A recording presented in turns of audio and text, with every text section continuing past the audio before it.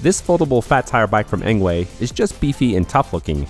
It's called the EP2 Pro and is one of 4 models Engwe offers. The Pro has got some serious power for the price, so let's dive in and see what the Pro can do, starting off with a speed test. Okay, this is the speed test. I've got 3 out of the 5 battery bars left. My speed app is open, pedal assist level 1, here we go. For pedal assist 1, I got 9 miles per hour. Pedal assist 2, 11. Pedal assist 3, 12. Level 4, 19. And pedal assist level 5, the highest level, 25 miles per hour, which is a few shy of the rating of 28. A top speed of 25 miles per hour makes the Pro the fastest bike in this category so far. The Pro comes with a 750 watt motor in the rear wheel, powered by a 48 volt, 12.8 amp hour lithium battery that can be removed with one of the 2 keys they send and charged on the go or in the frame, which takes 5 to 7 hours to do so. I wanted to know how that power translated to acceleration, so I did a test between pedal assist level 5 and straight throttle. I gotta say the Pro has a surprising slow start for such a powerful motor, for both throttle and pedal assist. Now it is kind of hard to see my speed app, but pedal assist 5 was quicker, but not by much, and ended up hitting 25 miles per hour in just under 18 seconds, while straight throttle took over 22 seconds. Okay, this is the range test. I've got a full battery, pedal assist level 5, tracking app open, start workouts. Let's do it. Before I tell you what I like and didn't like about the bike, Engwe has 4 models to choose from, all of which are foldable. They're currently selling the Pro for $1,200 and are offering an additional $30 off for you guys with the code I've got in the description. Now there's 5 colors to choose from and it comes 95% assembled. You just have to add the pedals. All of these foldable fat tire bikes pretty much look the same. I get a lot of stares riding these things around town. And they're very comfortable too. The handlebars are raised up pretty high, not to the highest level, and I'm sitting straight up and down. My back is at a 90-degree angle, and I just prefer these types of bikes more than others. My back doesn't get as sore as they do with other bikes where I have to lean over. The adjustable handlebars customize the bike to fit a rider from 5'2" up to 6'4". I did feel a little top heavy as I do on most of these foldable bikes. You are seated differently than your typical commuter bikes, which takes a while to get used to. That being said, it's still a very stable and nice feeling ride. And I even felt comfortable at higher speeds. I was reaching over 30 miles per hour on some hills by my place and felt fine going that fast. It's a pretty quiet bike. That big old monster motor doesn't make a lot of noise. There is the usual clicking and popping that you do get with these foldable bikes where the handlebars fold down from the frame. The loudest feature with these fat tire bikes is just the tires. I mentioned that before in some previous reviews, but they are quite loud. Well, it's not up to the best start. 1 battery bar down. I've gone 0.97 miles with a 7.5 minute ride time. Now, most of that has been uphill, so hopefully that's the reason why it drops so fast. The aluminum alloy frame is one of the heavier frames in this price range at 73 pounds and can carry a rider up to 330. There's 2 cheap-feeling plastic mud flaps for each tire that are already assembled and a rear rack. I couldn't find a weight rating for the rack, but they do have an accessory bag for an additional $90. The leather saddle is a bigger one for these types of bikes and comes with a vent hole. It's very comfy and didn't give me any hot spots or sores as I put the miles on. I thought the handlebars were a good length for the bike and matched the frame well. The grips are pretty cheap feeling and come with a lip on the outside, which I did like because it gives you more room to rest your hands on. There's a 7-speed Shimano system. Going down in gears, just 1 push, goes from 7 to 1. Coming back up is 1 at a time. And haven't had any problems with that at all. That is fast and smooth. Second battery bar gone, 2.11 miles with a 12-minute ride time. The power once you stop pedaling does lag for quite a bit longer than I'm used to with these types of bikes. Normally it's about a half a second before it cuts off once you stop pedaling. This is about 1 to 1.5 seconds. There's also a longer delay when you start to pedal, about 2 to 3 revolutions, and that's just pedaling casually on gear 1. 3 battery bars gone 3.52 miles.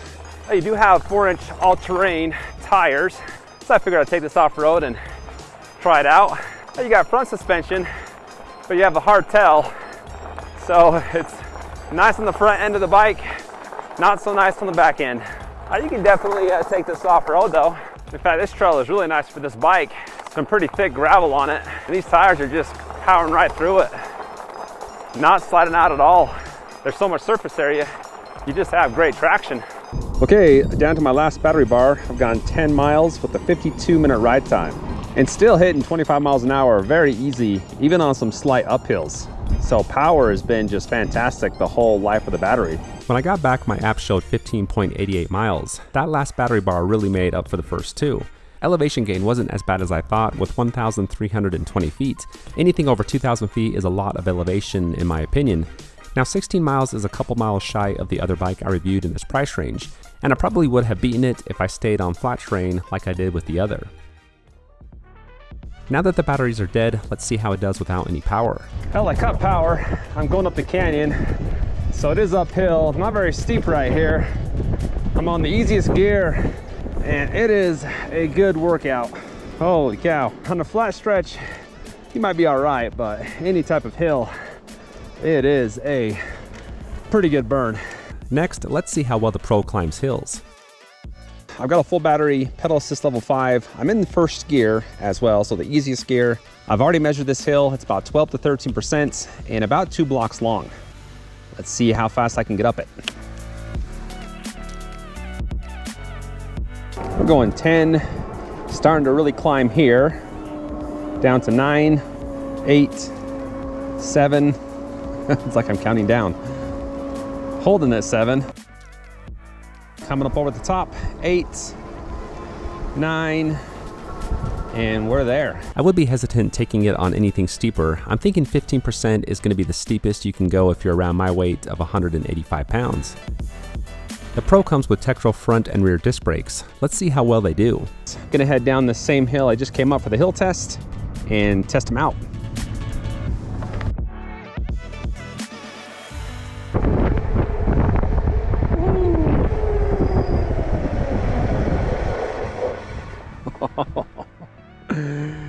Takes my skin right off my face. Those are very nice and powerful. Before I end the review, I wanted to run you through the LCD screen and menu. Okay, this is the screen and the pad setup. You got a power button here. Hold it down for a couple seconds, turns the screen on, and that displays battery life, speed, pedal assist mode. There's an I button on the side. If you tap that, that'll scroll through max miles per hour, average miles per hour, trip odometer, and then total odometer. The other button on the side is the lights. You hit that, you'll see the icon light up, and the screen does dim once you press it. To access the menu, just hold down the plus and the minus button for a couple seconds. And then in the menu, you can change stuff like screen brightness. You can change the acceleration from a hard to a soft start. It's got a speed limiter on it as well. I did have that set to the highest speed for my review. Now in the owner's manual, there's instructions on how to change each one of the advanced settings. That's something I don't see very often. The Pro comes with an IP65 waterproof rating, which means it can be ridden in light rain, has a 1-year warranty, and free shipping in the lower 48. Overall, here's what you can expect if you're around my weight of 185 pounds. A top speed of 25 miles per hour on flat terrain. A slow and gradual acceleration, reaching that speed in 18 seconds. A range of around 16 miles on hilly trails. If you kept it on the flat road on pedal assist level 3 or 4, I'm sure you could probably double that. Hill climbing ability is slow but powered up at 13% slope, and the Tektro disc brakes have great stopping power, don't squeak, and are smooth. I thought the bike held up well in my test, especially for the price. I've tested bikes that look and handle exactly the same for twice the money, and that's why I'd recommend this. I do wish the range was longer for hilly terrain, but that is something you do sacrifice for a more affordable bike. So that wraps up the review. Hit that like button before you go, and be sure to subscribe for the latest in electric bike, board, and scooter reviews. Thanks for watching, and I'll see you next time.